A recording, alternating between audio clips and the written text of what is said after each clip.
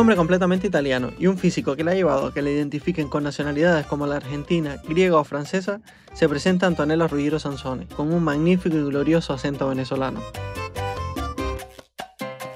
De Caracas, Venezuela, literalmente para el mundo y muy concretamente para el mundo gastronómico. Directora general de la Academia Iberoamericana de Gastronomía, defensora de las diferencias y la pluralidad, enemiga de encasillar y de que la encasillen. Antonella es de esas personas que con su tono de voz te llena de pura energía y una hora con ella se te pasa literalmente como si llevase 5 minutos. Dice que es por su ascendente Sagitario que la hace aventurera y arriesgada, que ha probado con valentía los caminos y oportunidades que le brindó migrar, cosa que por cierto ha hecho en reiteradas ocasiones.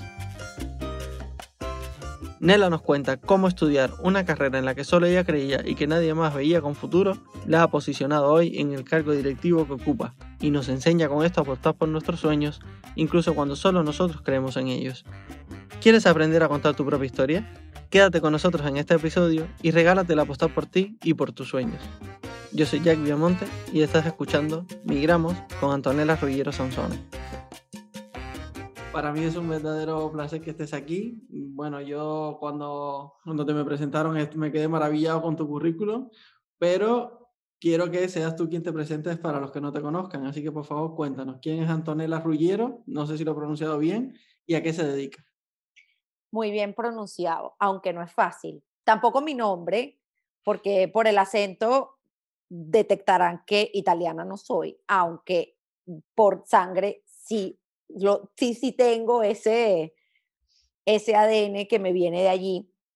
Pero yo nací en Caracas, soy nieta e hija de inmigrantes italianos en Venezuela. Hay muchísimos, de hecho hay una gran población inmigrante española, italiana y portuguesa, y me configuré en ese seno de esa familia italiana que estaba intentando echar raíces al otro lado del mundo. Entonces, pues en mi casa es bastante normal desayunar arepas y almorzar pasta los martes y los jueves, y a lo mejor minestrone el lunes, aunque hace un frío, perdón, un calor de los mil demonios, porque en Caracas hace calor.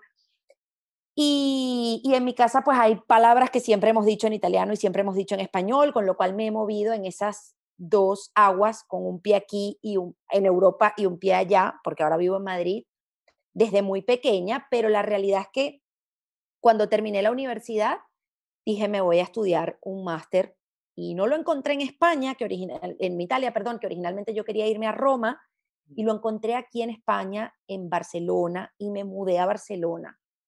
Allí terminé el máster y en el año 2009, en abril, concretamente el 20 de abril, me vine a Madrid. Desde entonces vivo aquí, a pesar de haber hecho un paréntesis de un año en Ciudad de Panamá. Me especialicé en el año 2010 en gastronomía. Yo estudié comunicación social, periodismo, digamos, en la Universidad Central de Venezuela en Caracas. Y aquí hice esa especialización en periodismo gastronómico. Fue la primera en grado universitario que se hizo en España, y desde entonces es a eso a lo que me dedico, a la comunicación y a la gastronomía.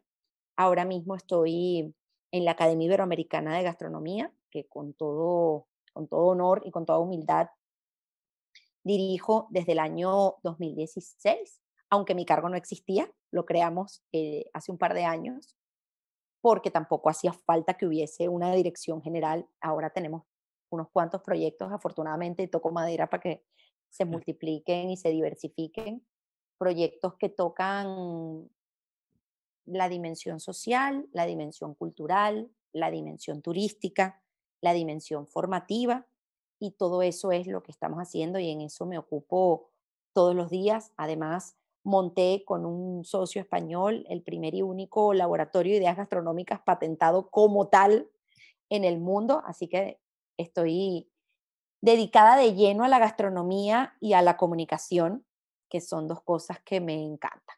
Y córtame, porque yo hablo y hablo y hablo, hablo y no me callo. Sí, bueno, yo suelo suelo dar bastante juego para que hablen, pero bueno, quería sobre todo destacar eso, que cómo llega una venezolana a ser directora general de la Academia Iberoamericana de Gastronomía, miembro de la Academia Italiana de la Cocina, copresentadora de GastroLab de Radio Televisión Española y Live Webinar, y además participas, no sé si tienes algún cargo en el Instituto de Estudios Superiores de la Alta Cocina. Es decir, y además de esto, creo que es lo que comentabas del laboratorio de Platonic, ¿no? Así es, así es. ¿Cómo se Todo consigue? eso, todo eso y además tengo novio. Entonces, bueno, imagínate, ya, poco tiempo me queda, pero no, fuera de bromas, ha sido una carrera dura. Yo me imagino, porque he estado escuchando otras historias y al final salir de tu país o quedarte en él siempre conlleva algún sacrificio o al menos alguna renuncia y, por supuesto, su correspondiente ganancia. Yo recuerdo cuando en el año 2008 a mí se me ocurre la brillante idea de decirle a mis padres que yo me quería ir de Venezuela porque yo me quería venir a estudiar a Europa, que yo tenía esa idea en mente. Lo que yo recibí por parte de mi madre fue bueno, a mí me parece bien, si tú crees que eso es lo correcto y lo ves viable, adelante. Pero mi padre no. Mi padre más bien, yo creo que fue víctima del miedo y del pánico de mi hija de 23 años me está diciendo que se va a alargar al otro lado del mundo y yo no la voy a ver en quién sabe cuánto tiempo, ni la voy a tener aquí cerquita de mí, protegiéndola y arropándola, cosa que es ya muy difícil en un contexto violento y complejo como el de la ciudad de Caracas, que fue donde yo nací. Pero había algo en mí que me decía, tienes que irte, tienes que buscar otra cosa. Sí te tengo que confesar, esto lo he contado otras veces y además puedo enseñar las fotos porque no, no tengo ningún problema. Yo sufrí mucha ansiedad durante el máster, la soledad para mí fue un golpe muy fuerte y yo llegué a aumentar de peso por lo menos 10 kilos porque era capaz de comerme, y te lo prometo que no es mentira, una baguette entera con mermelada. Una baguette entera yo sola. Vale. Así que, bueno, engordé mucho, me hinché mucho y por supuesto todo eso era mi angustia, mi tristeza y mi soledad que al final empezó a generar esta hinchazón y este cambio físico y emocional que yo sufrí en ese momento. Pero yo recuerdo que yo hablé mucho, mucho, mucho con mi nonna, con mi abuela que vivía en Italia, vive en Italia desde hace varios años. Ella además saltó a Venezuela con 18 años, en barco 15 días y ella volvió a Italia con 31, casada con 3 hijos y en avión. O sea que si había alguien que podía entender de qué iba el proceso migratorio, Sí. era ella, porque además no había más gente de mi generación o de antes, salvo la suya, o de después que se hubiese ido hasta ese momento. Y entonces ella me decía, Antonella, imagínate esto, yo te lo voy a decir en perfecto castellano, pero tú imagínatelo en su acento italiano y español, intento de español. Antonella, tú tienes que aguantar. Los primeros 3 años son los más difíciles y ya después las cosas empiezan a tomar forma. Claro, cuando tú estás dentro de la situación, pues aquellos 3 años te resultan una eternidad porque ya te metiste ahí, pero no sabes cuándo verdaderamente va a terminar ni cómo. Y en ese momento empecé a buscar alternativas. También España estaba en crisis, yo no encontraba trabajo, pero yo decía, yo hago lo que sea, de verdad lo que sea. En mi casa, yo compartía casa en ese momento con otras 2 chicas y bueno, ellas que sí tenían, caramba, un empleo de manera formal y regular, yo no. Sí, porque es que no cogiste la España de antes de la crisis, que era la España de la abundancia, donde todo el mundo 6.000 euristas era lo raro, ¿no? Yo tampoco, la verdad, no hemos tenido esa suerte, hemos tenido que remar ya en la España en crisis y bueno, que la crisis nunca se irá, ¿eh? No, A no. partir de ahora las crisis serán cíclicas, serán mini crisis. Bueno, por lo menos esto dice un profesor de negocios a quien yo admiro muchísimo. Y dice que ahora, a partir de ahora, ya no, nunca volverá a ser como antes. Así que esta es la nueva normalidad. Sí, y yo creo, fíjate que como nosotros nacimos en crisis y venimos de países en crisis, pues la verdad es que estamos acostumbrados a remar en la crisis. Pero claro, se te desmonta el mito del país europeo donde además tú sientes que te vas a, que vas a estar como en casa. Y aquí ni te está esperando nadie, ni nadie sabe quién eres. Ay, que yo soy periodista y que además hice vestuario para cine y vestuario para televisión y trabajé en un periódico y en una revista. Ah, me parece muy bien. Pues mira, la realidad es que ni siquiera para que hagas cafés en las cafeterías hay cabida para ti porque no hay trabajo. Y eso a mí me generó mucha angustia, mucha, mucha, mucha angustia. Cuando conseguí finalmente más o menos estabilizarme, que fue en febrero del año 2010, empecé a trabajar en una agencia de comunicación que hacía unas revistas para unos concesionarios de una marca de coche de alta gama, que yo no sabía, o sea, tú imagínate lo poco que yo sabía, que a mí hubo una parte donde me decían, bueno, porque es que los coches tienen que pasar la ITV, y yo entendía que era de la YTV de televisión y no de la ITV de la Inspección Técnica de Vehículos. Así, a ese nivel sabía yo de coches y de términos técnicos de tránsito y de tráfico de este país. Cero, o sea, yo ni idea. Pero bueno, yo entendía que era aquí donde yo quería estar. No te digo que muchas veces titubeé y pensé en volver a sabiendas de que me iba a encontrar eso que ya yo conocía, que no iba a ser nada nuevo o que probablemente iba a estar un poco peor con respecto a como yo lo recordaba. Pero no quise dejar de intentarlo aquí, porque al final esto es una carrera de obstáculos. Insisto, quedarse o irse siempre conlleva renuncias y ganancias. Pero yo quería empezar a escribir mi historia aquí y ver qué iba a conseguir, sobre todo porque yo había ganado algo que ahora mismo para mí es irrenunciable, que es la libertad. Sí que lleva intrínseca una gran responsabilidad, pero esto que podemos hacer aquí en Madrid de salir y caminar, yo me fui caminando hoy desde una punta de la ciudad a la otra, he dado 20.000 pasos ida y vuelta y a mí en ningún momento se me cruzó por la cabeza que pudieran robarme en el camino. En Venezuela eso sería francamente inimaginable y en Caracas ni te cuento. Entonces, para mí esa ganancia de libertad era un espacio conquistado y es un espacio conquistado que para mí vale todo.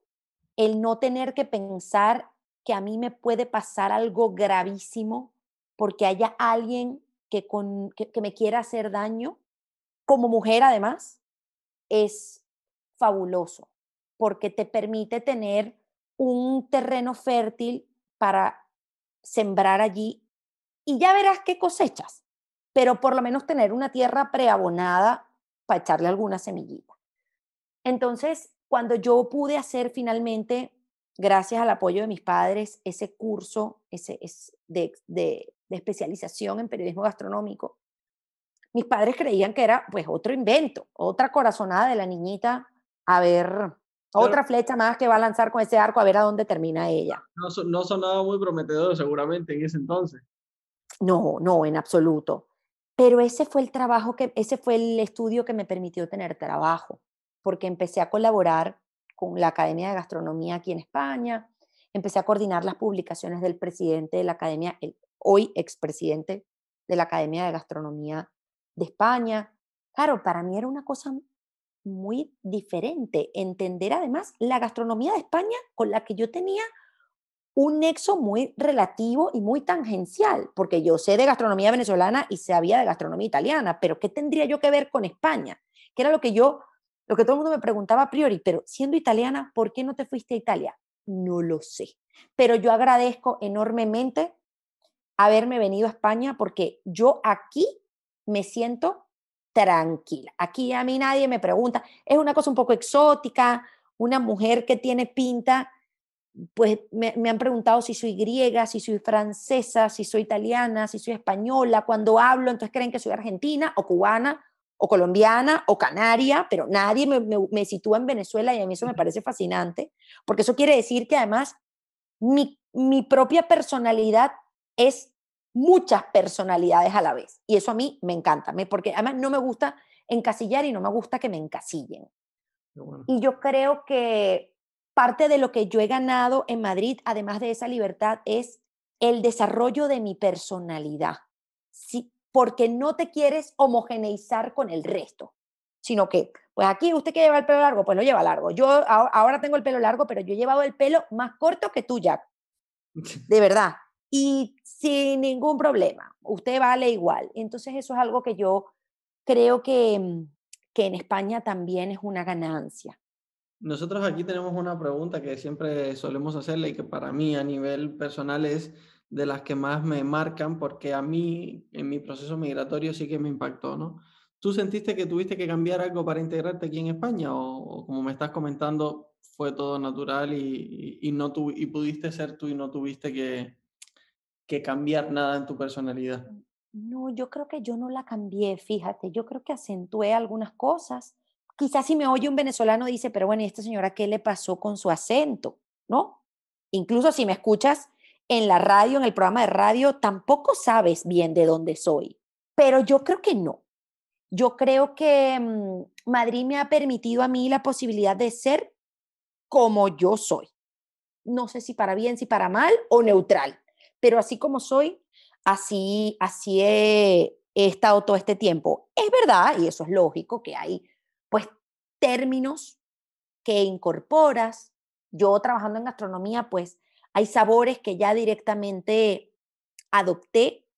Yo no concibo un verano sin salmorejo o sin gazpacho, y eso en mi país yo ni sabía qué era. Una sopa fría de tomate horrible.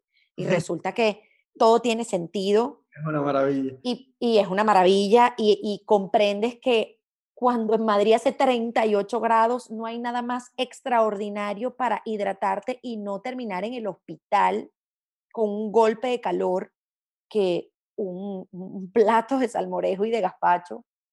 Pero esas son las cosas que yo creo que yo he ganado. Te digo, algún tema en el léxico seguro. O sea, en mi país decimos botar la basura, pues aquí se dice tirar la basura. Pues nada, cambias el tirar por Eso el botar por el tirar, que no importa. Em, pero, pero no, yo siento que ni no he tenido, no, Ni aún en esa etapa que estuviste como que te sentiste que muy sola, que estuviste quizás más de bajón, más gris. No sé si lo relacionabas simplemente con la distancia de tu familia o si te costó en algo hacer amigos aquí o no, o por ahí, o no tuviste ningún problema por ahí. O la soledad que sentías simplemente era añoranza hacia tu tierra y tu familia. sí, sí, sí, eso era, porque además yo no tenía otro referente de alguien que lo hubiese hecho. Alguien a quien yo pudiera consultárselo más allá de mis abuelos. Y en ese momento mis dos abuelos habían muerto, vivían mis dos abuelas, una estaba en Italia y la otra estaba en Venezuela. Y la verdad es que yo no entendía de qué iba esto, yo nunca me imaginé que iba a ser tan complejo. ¿Te puedes hacer una idea inicialmente del cambio? Pero hasta que no lo vives, y ya no te cuento el primer invierno es una cosa atroz. No sabes ni cómo te tienes que vestir, porque ya tú me entenderás, porque uno viene del Caribe y uno todo el año se pone lo mismo. En la época que hay sequía, pues no saca el paraguas y en la época de lluvia saca el paraguas. Esa es la única diferencia. Pero, pero eso fue muy duro, entender cómo el cuerpo cambia, el biorritmo cambia entre el calor y el frío y enfrentarte pues a unos hábitos diferentes y a que de repente anochece a las 5 de la tarde o a las 5:30, cuando en tu país, imagínate, en ese momento todavía hay, bueno, hay que refugiarse a la sombra de algún arbolito porque te achicharras. Eso para mí fue duro.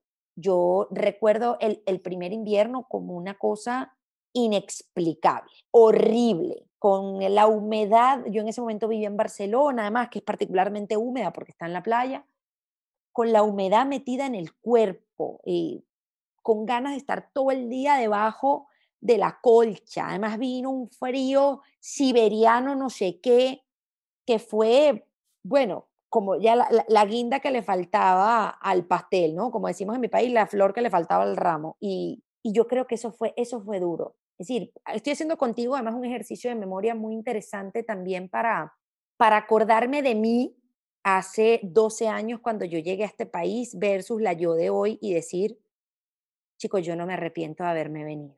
¿Cuál diría que es la enseñanza más valiosa que te ha regalado migrar? Ahora que dices esto. Lo que te digo, la libertad, el valor de la libertad, que es incalculable, sobre todo si nos escuchan venezolanos entenderán de lo que hablo. Y no hablo solo de la libertad política, estoy hablando en términos humanos, es la libertad personal, el poder elegir si te vas a pie, si te vas en tren, si te vas en bicicleta, en patinete, que por supuesto todas estas cosas se podrán imaginar que cuando yo llegué aquí, eso ni existía. La Gran Vía era un sitio preciosísimo, lleno de bares horrendos, con servilletas, palillos y huesos de aceituna en el suelo, y tú decías, Dios mío, ¿está la capital de España? La mía no está tan mal. Así que yo he podido ver también la evolución maravillosa que ha tenido la ciudad de Madrid en los últimos años y cómo de repente le metieron un propulsor por detrás y la empujaron y entonces ahora hay más autobuses y ha mejorado el transporte público y te puedes mover como quieras y hay taxis y hay Cabify y hay Uber y hay no sé quién y hay coches de alquiler y hay bicis eléctricas y hay motos eléctricas también y Sí, eso, y los carriles de bicicleta, que por supuesto pueden optimizarse y que uno también como ciclista se sienta un poquito mejor, pero que tú puedas decidir, oye, tengo tiempo, igual me voy una hora antes y me regalo estos minutos de caminata, o mira, voy muy justito de tiempo, voy a coger el metro, que ya vi la ruta y te puedas planificar y organizar. Eso es algo que yo valoro enormemente, porque para mí eso es parte de la libertad. Y por otro lado, el, el poder sentir que uno aquí además empieza a descubrirse. Tú empiezas a entender quién eres y hasta dónde puedes llegar, cuáles son tus límites, tus debilidades, tus fortalezas, cuáles son esos aspectos que quieres pulir y cuáles son esos otros que debes trabajar cuando estás solo. y yo me imagino que Sol, el estar solo ya te obliga a hacer un ejercicio de introspección muy importante. y a veces no lo quieres hacer. A veces buscas la manera de tapar eso con algo. Te digo, yo con comida. Quizá por eso me dedico al periodismo gastronómico, pero ya ahora no soy capaz de comer una baguette entera con mermelada. Bueno, y ver tus redes sociales, la verdad que es que dan un hambre todas. No, pero no te creas todo lo que ves, porque también te voy a decir una cosa. No es verdad que yo coma así todos los días. Yo soy una tipa bastante maniática, como muy bien. O sea, yo no puedo, suelo no tener comidas copiosas de trabajo, porque si no, no puedo continuar, me da mucho sueño. Estoy haciendo una confesión aquí, pero me cuesta mucho. Entonces yo prefiero comerme algo ligero, suelo comer ensaladas con algo a la plancha, de verdad. Y no significa que sea aburrido, ni insípido, ni incoloro como el agua. No, no, no, no, no. Esto es una cosa bien hecha, divertida, con muchos ingredientes, porque además en España cada vez se consiguen más cosas y, y eso me ayuda también pues a tomar conciencia que esto es algo que fíjate, no lo había pensado, pero te digo, la libertad conlleva responsabilidad y una de ellas es, mi mamá planificaba mi vida y lo que yo iba a comer y entonces yo eso lo tenía cubierto. Ahora mismo soy yo la que se lo planifica. Entonces, las decisiones acertadas van en beneficio de mi bienestar, las decisiones erróneas de lo que coma o lo que deje de comer van en detrimento de mi salud. Entonces, eso es algo que yo también ejerzo todos los días, la conciencia sobre lo que hago, lo que leo, lo que disfruto, lo que medio veo en televisión, porque tampoco tengo mucho tiempo para ver televisión, y lo que como. Esta mañana justo leía una publicación en Instagram de una ilustradora que decía, me cuido manteniendo cerca de mí lo que quiero ver y lo que quiero leer. Qué bueno. Y es que justo estabas comentando esto de cuánto habías ganado peso y claro, me vino a la mente mis primeros años aquí en España. Yo llegué, mira, yo peso ahora como 67 kilos, si no me falla, si kilo arriba, kilo abajo, porque hay algunos días que varía un poco, ¿no? Vengo a pesar 67 kilos, que para lo que yo mido unos 75, es poco. De hecho, mis padres me dicen que estoy muy delgado, que tengo que comer. Ya sabes cómo son los padres y más los padres latinos, ¿no? Pero yo cuando llegué aquí a España aumenté 20 kilos. Yo llegué a pesar 85 kilos. Si ves mis fotos de antes y ves mis fotos de ahora, no te lo crees. Y es esa sensación de no encontrarte. Comentabas antes, ¿no? Que a lo mejor tu madre se preocupaba por lo que tú tenías que comer, pero en mi caso era que yo no sabía preocuparme de mí mismo, aún teniendo a mis padres. Entonces, claro, el venirme aquí a Madrid fue esas ansias mías, ¿no? De conocerme, a mí, de verme en la necesidad de tener que mirar dentro y a ver cómo podía mejorar esto que yo sentía que había perdido, cómo podía recuperar un poco mi esencia, ¿no? Y a raíz de ahí, pues bueno, han sido 2 años, bueno, bueno, llegué a Madrid en el 2016 ya, que mira cuánto tiempo ha pasado, han sido unos años maravillosos para mí, porque la verdad que ha sido una experiencia increíble. El hecho de tener la libertad, es verdad, de poder hacer lo que quieras y de tener el espacio para conocerse a uno mismo. Entonces, eso me parece que es fundamental. Y bueno, perdona, es que me vino a la mente ese recuerdo y siempre para mí es muy, muy emotivo. Es muy importante saber mirar a tu yo del pasado, porque tu yo del pasado se ha ido nutriendo de todas las experiencias, de los dolores, de las alegrías, de los fracasos, de los triunfos, para llegar al punto en el que estás hoy. Y en 10 años veremos a nuestro yo de hoy diciendo, oye, mira, ¿te acuerdas cuando estábamos haciendo esos podcasts? Qué risa, en ese momento se hacían podcasts, qué pasado de moda. Recuerda que puedes invitarnos a un café y con ello hacer posible que este podcast se mantenga con vida. Y una pregunta, Antonella. Esto que te fuiste, habías dicho Panamá, ¿no? ¿Esto fue por una experiencia laboral o fue porque intentaste una pequeña migración o cómo fue? No, fue un año, fueron años duros y críticos para España. Yo me fui de 2013 a 2014, que digamos, el bache económico era bastante profundo. Y además yo creo que me cansé de escuchar los lamentos, ¿no? Porque hubo alguien incluso que me dijo, bueno, es que en España estamos peor que en tu país. Y yo le decía, creo que es bastante osado eso que dices, porque tú no has ido a mi país. Claro, si tú vienes de unos años de efervescencia económica y de repente te cortan las patas del taburete, pero de manera irregular, pues ese taburete nunca más vuelve a ser tan estable como estaba, a menos de que cortes a ras todas las patas. Y claro, a España le cortaron las patas malamente, algunas directamente se las rompieron y hubo mucha gente que padeció eso. Entonces, en ese momento, a quien era mi pareja, le daban la oportunidad de trabajar en Panamá. Panamá mm, fue un país que acogió muchísimos profesionales, sobre todo europeos, que aquí no tenían trabajo, que se habían dedicado a la construcción, arquitectos, ingenieros.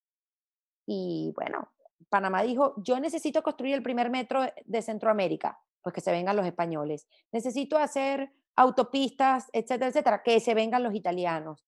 Y entonces hubo mucho desarrollo en estructura, infraestructura en Panamá en esos años. Y a mí ese año en Panamá me permitió reencontrarme con mi venezolanidad, porque para entonces no había casi venezolanos en Madrid. Creo que ahora somos 300.000. Era muy raro encontrarte con un compatriota por la calle y ahora incluso del call center te llama algún venezolano o alguna venezolana, los que hacen delivery son venezolanos, Y las personas que venden souvenirs también son venezolanas. tengo muchísimos amigos venezolanos aquí, son un montón. Sí, somos muchos. eh, Eso es bueno y a la vez es malo, porque Vaya. lógicamente entendemos que a veces no nos vamos de nuestros países con, con todo gusto. Y la verdad es que en Panamá me encontré con un nutrido grupo de venezolanos que me permitió poner ese cable a tierra, ¿no? Enchufar otra vez mi número de cédula venezolano y decir, esto lo había olvidado. Y yo creo que hay muchas cosas de las que uno se desconecta porque te pones tu chaleco antibalas y antisentimientos y dices, yo voy a continuar. Porque si te quedas, y creo que es un mecanismo de defensa, yo no soy psicóloga, pero fíjate, eso es una de las cosas que tengo pendiente hacer, estudiar psicología. Yo creo que psicológicamente hay un proceso de desenganche absoluto al comienzo para intentar afianzarte en el sitio de acogida y después poco a poco vuelves a buscar esas cosas que habías dejado en el baúl de tu país. Sí, me gusta mucho esa forma de verlo porque nunca lo había visto así y ahora quizás desde la perspectiva que tengo ahora pues me resuena muchísimo con lo que estás diciendo. Yo creo Sí, que es 100%, es, es así. sí, es que es duro, es duro. O sea, si te pones, mira, si tú, yo dejé de comer mis arepas en la mañana, para que tú te hagas una idea. ¿Por qué? Porque comer arepas es un gesto que me lleva a mi casa. Y en ese momento, volver a mi casa era meter el dedo en la llaga. Entonces yo, pues, ¿sabes qué? Tostada con tomate y aceite de oliva, porque yo vivo en España y eso es lo que yo voy a desayunar. O cereales, no importa, lo que fuera. Café con leche maluco de bar, en vaso de Mau, donde se sirvieron 300 cañas el día anterior. No importa.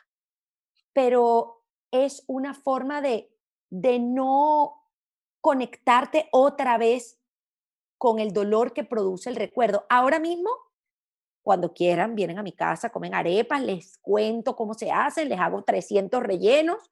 Además hay queso sin lactosa, que yo no puedo comer lactosa, o sea que perfecto, lo tenemos todo a mano y ya es incluso una bisagra cultural interesantísima que no tiene una carga emocional negativa. Bueno, no hay sentimientos buenos ni malos, pero en ese momento Sí. me generaba tristeza, me generaba dolor y ahora mismo me genera diversión contarle a la gente de qué van las arepas. Y bueno, Antonella, quiero hacerte una pregunta que quizás la pregunta más emocional una de las preguntas más emocionales que hacemos, y es si te has encontrado con racismo aquí en España, si tú has sufrido de racismo. Yo creo que manifiesto no, pero sí, mira, no, te tengo que decir que sí. Te tengo que decir que sí, porque me acaba de venir un recuerdo. Yo creo que mi ascendente sagitariano a veces hace que a mí se me olviden los malos momentos. Pero yo recuerdo que para conseguir mi primer trabajo, después el que te contaba de las revistas de los concesionarios de coches, fue difícil. Y yo no entendía por qué había sido tan complejo llegar ahí, porque al final es verdad que es una temática, la temática automotriz, que no todo el mundo maneje, que yo sigo sin saberla, pero no comprendía bien por qué me habían puesto trabas, por qué yo notaba que la persona que coordinaba el equipo tenía dudas hacia mí, algunas reservas. Y resulta que la coordinadora, quien estaba justo por debajo de él, en un gesto de humanidad, ella está casada con un mexicano, me dijo, quiero que sepas que este trabajo lo conseguiste porque yo le tuve que contestar a él de una manera un poco agresiva. Estas no fueron sus palabras, yo la estoy parafraseando con mucho respeto, porque resulta que él le dijo, si la contratamos, tampoco sabemos qué español va a hablar. Y ella, filóloga, le dice, ¿qué español crees que va a hablar? El que le enseñaron los españoles cuando se fueron a América, el que se habla en América. Sobre todo, un español bonito que se habla en los países de América. Y él me contrata casi como un gesto de confianza, de vamos a ver cómo resulta esta venezolana, vamos a ver qué tan bien habla castellano. ¿Tú te crees? Y la verdad es que creo que ha sido de los pocos, de manera groseramente evidente, que yo he tenido que vivir, porque, te digo, el desconcierto que produce mi cara con mi nombre, con mi apellido, con mi acento, con mi... Claro, y tu forma de Con, expresarte también al con escribir. mi Porque sí, siento sí, que te pasa como a mí, que hay expresiones o formas de escribir algunas cosas que no sean igual que aquí y que en algún momento también te habrán chocado. sí, pero tampoco se produjo, digamos, tenía la arcilla ahí, la tuve que moldear un poco, pero tampoco fue que tuve que tirar esa arcilla y comprarme una nueva. O sea, Ajá. digamos, yo lo que traía, eso lo que hice fue darle un poquito con el martillito y con el cincel y así salió. Y la verdad es que mi trabajo es ahora, fíjate, uniendo gastronómicamente hablando 14 países, que se dice pronto, pero es que es mucha gente y son muchos acentos y son muchas realidades y son muchos horarios. La verdad es que yo me siento en mi salsa. Porque aquí sí te digo que lo que más vale de todo esto no es el vamos a amalgamarnos, sino vamos a sumar todas nuestras particularidades. Qué maravilla. Y por eso, fíjate, en nuestro programa de radio, el programa que tenemos en Radio Exterior de España, es genial porque yo nunca me imaginé que yo iba a estar hablando con mi acento venezolano en la radio pública española. Eso, pero es que a mí no me pasaba, pero no te digo por la cabeza, sino me hubiese dicho un vidente, oye, tú sabes que tú vas a poder tener un programa en la radio pública española y me hubiese muerto de la risa, porque que eso es impensable, era impensable. Y es en ese programa yo creo que hacemos un tremendo ejercicio democrático de acentos, invitados, sabores, colores, palabras, porque de eso va. Yo no quiero, yo no quiero ser española, yo quiero ser una venezolana que viene de ascendencia italiana, que vive en España y que además tiene amigos cubanos y amigos dominicanos y amigos mexicanos y amigos argentinos y amigos brasileños y otros venezolanos que están en Argentina y otros que están en Colombia y otros que están más allá y otros que se fueron a Dominicana y otros que viven en Miami y otros que están en Australia.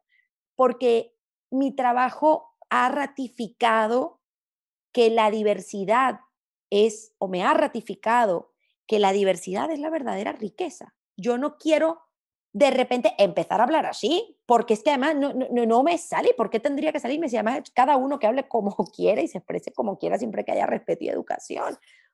Es más, fíjate, yo ni siquiera he podido incorporar el vosotros porque yo no sé usarlo. Entonces, antes de meter la pata y decir vosotros comen, que no lo voy a hacer, pero si vosotros coméis y el siguiente vosotros ya lo conjugo en ustedes porque que me cuesta, porque me va a salir natural, yo, mira, prefiero no meterme en ese berenjenal. Imagínate yo que soy abogado y que tengo que escribir, diferenciar muy bien cuando trato de tú y de usted. Al principio me costaba la vida, ya me va costando menos porque es lo que tú dices, nosotros metemos un tú con un vosotros, con un tal y en Cuba vosotros se usa como muy formal y aquí vosotros es de tú, no es de usted. Entonces, claro, tú vienes con toda esa chip y tienes que ir, como tú dices, irlo moldeando, no es cambiar, porque al final no tienes que cambiar tu forma de hablar, pero sí que tienes que irte moldeando un poquito, sobre todo para que te entiendan mejor o porque llegas a otra realidad. No tienes que dejar de ser tú, simplemente llegas a otra realidad, es así. Sí, sobre todo entender también que es lindo el intercambio, no pasa nada. Mira, hay una cosa que yo recuerdo de las navidades en mi casa en Venezuela. Mi nonna que vive en Italia y que ojalá algún día pueda escuchar este podcast, porque a ella le encanta que yo hable de ella y a mí me encanta hablar de ella.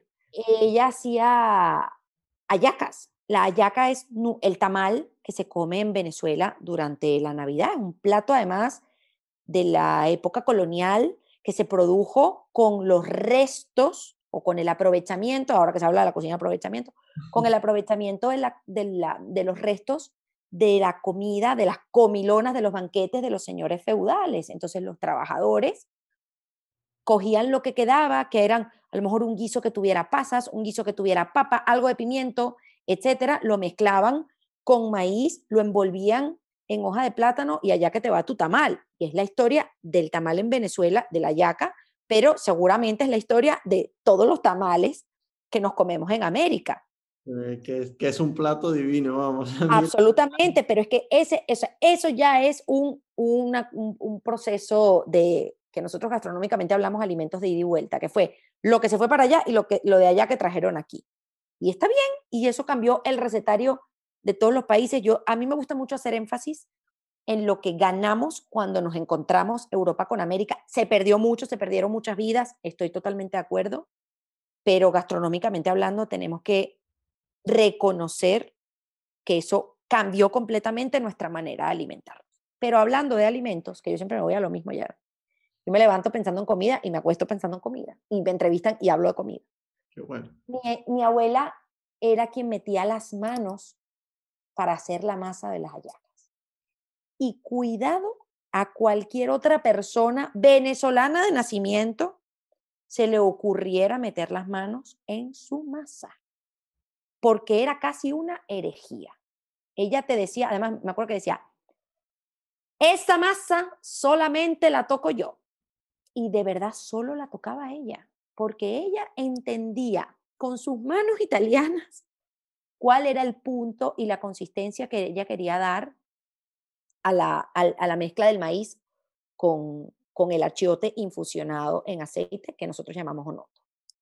Entonces, imagínate tú cuán precioso es ese mix y cuán valioso es entender que uno puede entrar a cualquier parte y obtener un montón de ganancias. Y además esto va también de ver el vaso medio lleno y no medio vacío cada mañana. Porque esta noche yo te puedo decir, mira, he tenido un día estrepitosamente malo, lo lamento horrible, pero es que mañana de manera inexorable se va a hacer de día. Y vamos a empezar a trabajar otra vez y si no estamos trabajando, vamos a tener que seguir en nuestra búsqueda de trabajo y migrar, aunque te cambies de casa, aunque te cambies de portal, aunque te cambies de corte de pelo, es un asunto de actitud ante la vida, de reconocer dónde están esos ítems que tú incorporas que no tenías y que te han hecho mejor que el que eras ayer o que la que eras ayer. Sin duda. Esto parece una clase de autoayuda, pero es que No, no, no, no le estoy contando nada que yo no viva. maravilloso. Yo decía en el podcast de presentación que este podcast yo lo he hecho porque me hubiese gustado a mí escucharlo cuando llegué, ¿no? Porque yo intento que aquí se den muchas respuestas de las que te surgen cuando migras. Entonces, plan que a lo mejor extrañas mucho tu tierra, o que te separas de tu familia, o que, no te, o que te cuesta integrarte aquí con el grupo de amigos, dependiendo de la edad a la que vengas. A mí me pasó eso, por ejemplo. Entonces, claro, este podcast tiene mucho de migración, pero muchísimo de autoayuda, porque al final yo casi que emigrar es eso, ¿no? Es una consulta de psicología prolongada en el tiempo, te obliga a aprender muchísimo. Y bueno, hablando de consultas de psicología, hay una pregunta otra que nos gusta mucho hacer, y esta sí es la más emocional de todas, y es si has salvado alguna vida, filosóficamente hablando o materialmente hablando, es decir, si le has salvado la vida a alguien físicamente o filosóficamente, digamos con algún consejo, espiritualmente mejor. ¿Cómo lo prefieras? Yo creo que sí y creo que tiene que ver con un proceso curativo que yo estoy llevando a cabo, curativo y terapéutico, que estoy llevando a cabo ahora mismo. Yo creo que cuando uno cuenta su historia, a la gente le encanta contar, pues, lo bien que le ha ido y las rimbombancias de los logros, ¿no? Pero no nos gusta hurgar demasiado en eso que es negativo, que es tristón y que ha sido doloroso. Pero eso también requiere un ejercicio de valentía. Y así como este podcast te cuenta, está basado en, a mí me hubiese encantado que me lo hubiesen dicho en este proceso personal y curativo que te decía, estoy atravesando desde hace algunos meses por un tema sentimental. Una de las cosas que yo me prometí, y además quiero que sepan que me prometí como mujer, era contar mi historia, porque eso seguramente podía dejar sembrado algo en alguien, porque uno muchas veces cuando está inmerso en una situación X, no tomas distancia y hay cosas que no ves, pero los mensajes te llegan. Otra cosa es que uno decida no escucharlos y haga oídos sordos y se ponga una venda en los ojos y diga yo aquí, como Shakira, bruta, ciega, sordo, muda, ni escucho, ni veo, ni me entero de nada. Pues no. Y yo decidí que yo iba a contar lo que me había pasado. Y esto ha servido no solo como terapia para mí, sino para entender que hay mucha más gente de la que yo creía que ha podido pasar por algo así y para despertar alguna alarma en quienes pueden estar pasando por algo parecido que ya yo haya detectado o predetectado. Y les puedo asegurar que ya yo he recibido al menos 3 comentarios de 3 personas diferentes que me han dicho, oye, yo me quedé pensando en eso que me dijiste el otro día. Y a mí ese yo me quedé pensando en eso que me dijiste el otro día, me parece que tiene un valor inmenso. Tiene un valor inmenso para mí, porque yo rescato que mi idea inicial no era equivocada y tiene un valor para esa otra persona porque no sé en qué momento va a utilizar eso que yo le dije o eso que yo le conté, pero creo que le puede salvar la vida. Pues, Antonella, ha sido un verdadero placer tenerte aquí, un honor, honestamente. Ya nos veremos muchísimo más, ya lo sabes. Pero antes de despedirte, ¿qué consejo, qué último consejo quisieras dejar a nuestros oyentes y sobre todo, dónde te pueden encontrar en las redes sociales? Ah, claro, por supuesto, y lo que necesiten, que a mí de verdad que me encanta tener siempre la posibilidad de contar lo que uno ha vivido y lo que nos queda, porque esto es un non-stop todos los días. Bueno, Yo aquí creo, estás invitada, ¿eh? ay, no, a mí no me invites porque yo, mira, yo para eso sí te digo que yo me autoinvito facilito. Yo Ya, no tengo, no tengo ningún problema. no, Se porque van a obstinar de escucharme. se me ha ocurrido que podemos hacer un especial más adelante con Joseph Arias, el chef peruano que ha participado aquí, y a lo mejor podríamos hacer un especial allí en su restaurante. A mí me encanta Joseph. Y si le cuentas que yo participé aquí, se morirá de la risa porque nosotros nos conocimos el año pasado. Y lo he tenido en webinars que hemos hecho gratuitos y justo hablé con él hace como 15 días, fíjate. Y me dijo que había inaugurado un restaurante nuevo, lo movió a Sí, Arturo Soria. Arturo Soria, estuvimos por allí, estuvimos con él allí también, y la verdad que muy bien, como siempre, la verdad. Él es una persona fascinante y tiene una historia de vida también preciosísima. Yo creo que el único consejo que yo podría darles, porque además el que yo me aplico a mí, es vamos a aprender a ver el vaso medio lleno y no medio vacío. Es muy fácil que te quedes, esta metáfora la he usado muchas veces en mi vida, pero es que yo creo que es muy ilustrativa. Es muy fácil en la vida que te quedes masticando un chicle sin sabor, pero una vez que ya aplícalo al chicle. Una vez que te metes un chicle en la boca y era de fresa y ha pasado los primeros 5 minutos es de fresa, los siguientes 20 minutos es más o menos de fresa y a la hora no es de fresa, es una cosa gomosa, tiesa, desagradable y más si te la comes en invierno que se pone más duro, más rápido, que no sabe a nada. Si te quedas rumiando ese chicle sin sabor, no vas a tener oportunidad ni de probar el de tutti frutti, ni el de piña, ni el mentolado, ni el de hierbabuena, ni el de un sabor rarísimo aquí que se llama clorofila, que nunca he sabido a qué se refiere el sabor a Está muy clorofila. bueno. Pero es como mentol con hierbabuena con otras cosas. Es rarísimo, pero está bueno. Y, y es nuestra decisión personal, en la más absoluta honestidad, la que determina si nosotros ese chicle nos lo sacamos de la boca y lo tiramos a la basura y compramos uno nuevo o buscamos uno nuevo, o si lo hacemos bolita y seguimos jugando con él entre los dedos, cosa que hacíamos cuando éramos niños y nuestras mamás nos regañaban porque eso era una cochinada, o si nos quedamos con ese chicle un tiempo porque es cómodo y porque, total, para tener una cosa masticada, para pasar el rato, me quedo con este chicle y no lo cambio. Y para mí, la migración es ese cambio constante del sabor del chicle.